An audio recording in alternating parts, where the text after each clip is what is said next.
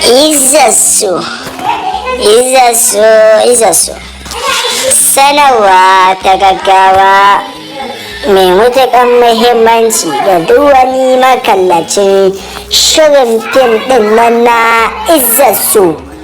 Ku biyo mu don jin wannan sanarwa mai matuƙar muhimmanci a gare ku. Kuma mun zo muku da wani katafaren albashir duk a cikin wannan sanarwa tamu. Amma kafin nan, idan ka san wannan ne zuwanka na farko wannan tasha ta, ku mana subscribing sannan ku danna mana alamar ƙararrawa.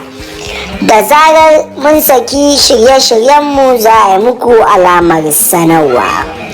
Kamar yadda kuka sani, shirin fim ɗin Izzasu shiri ne da ake sakan muku shi a duk ranar Lahadi da misalin karfe 8 na dare akan tashar nan ta Bakore TV mai adadin subscribers miliyan 1 da ɗoriya, wanda idan kuka kula da aka dawo hutu an saka muku daga kan kashi na 100 har zuwa kashi na 110.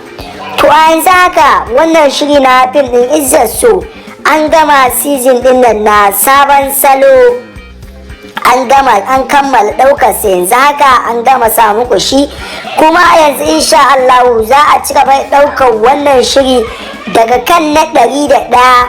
Za a ci gaba da kawo muku wannan shiri a kan tashar nan ta Bakore TV mai adadin subscribers miliyan 1 da ɗoriya.